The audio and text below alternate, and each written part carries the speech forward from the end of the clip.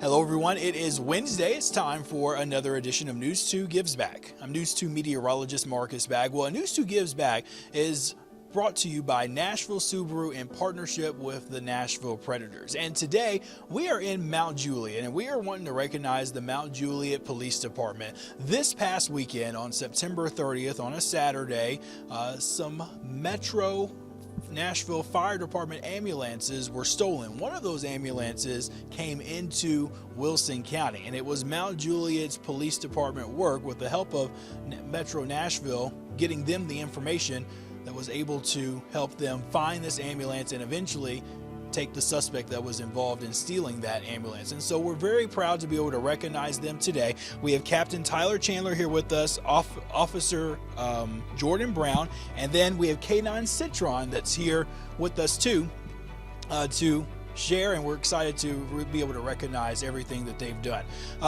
Officer Brown, let me tell us a little bit more about that day and what happened leading up to this event and how you all were able to take down the suspect. So last Saturday around noon, we got a BOLO, which is a be on the lookout for a specific vehicle that Metro Nashville sent to us.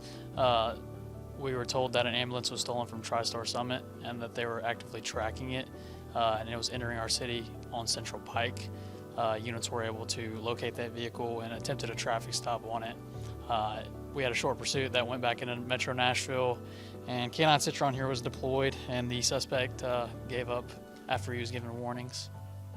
Was the suspect injured because of Citron, or? No, sir, he was not. Okay, but you had an injury? I did. Canine Citron gave me a little fall, so I sprained my arm pretty bad, but I'll be back soon. Okay. All right, sounds good. So how long have you and Canine Citron been partners? We've been partners for the last 2 years.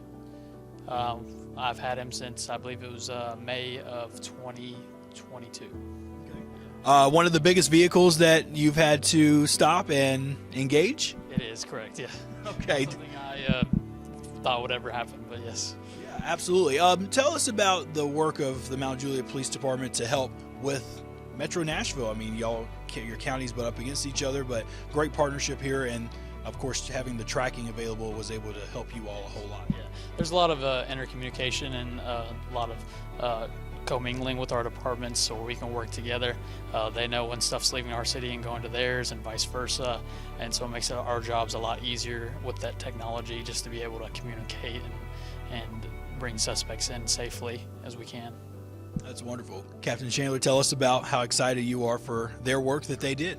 Our canine teams here, Citron and Milo, do amazing work for our community, and so do all of our police officers. And the ambulance chase Saturday is just a testament of their hard work. When Nashville notified us that this ambulance's GPS was in our city, our supervisors, our officers immediately developed a plan to stop this ambulance, and that involved using our spike systems that all of our officers carry, which we can deploy across the roadway. If that vehicle runs over it, it flattens the tires, which makes a pursuit a lot safer because that vehicle can only go so fast. So a lot of good work with communication, like Officer Brown mentioned, between our officers, the Metro Nashville officers, and then once it ended, they knew our plan. And then our plan is the dog is going to come out of the vehicle and they're going to go after the suspect who runs.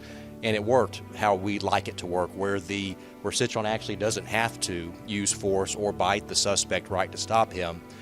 You know, he can be a scary person or a dog, and Jordan, when they're running after you, right? And so the suspect just gave up, lay down on the ground, complied, and they were able to get that person into custody. And it's not every day you get in a pursuit with an ambulance or you have stolen ambulances. Those are very large vehicles. They're very expensive vehicles, and they have a lot of equipment inside, including narcotics, right? So it's very important for us to find that car or that ambulance, get it stopped, and get that person in custody. But we're grateful for our officers and the work that they do each and every day. They truly keep this city safe, and we're grateful. Absolutely. I watched a community connection video that y'all did just a couple of days ago, and this just validates everything you all did. You said about 98% of your activity, crime activity, happens from people that don't even live here.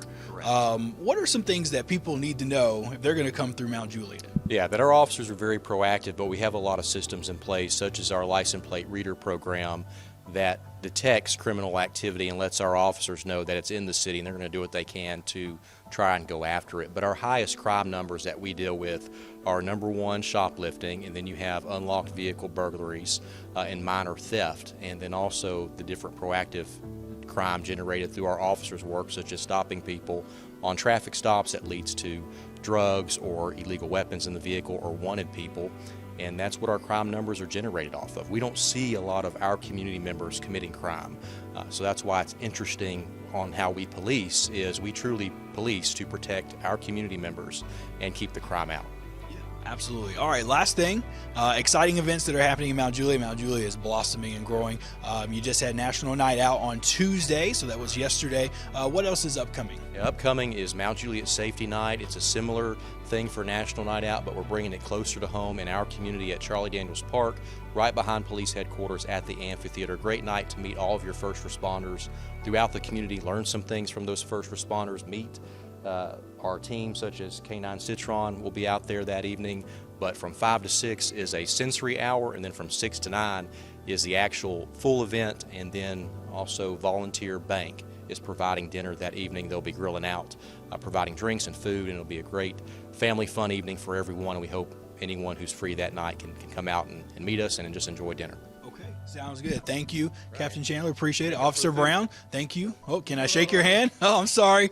There we go. Thank you. I hope you feel better too. Pray that your injury comes away fairly quickly. We're so excited to be able to bring them lunch for today. It's all provided by Nashville Subaru in partnership with the Nashville Predators. They do great work, and we're thankful for all of our first responder agencies for everything they do day in and day out. I'm News 2 meteorologist Marcus Bagwell. We hope you have a great Wednesday.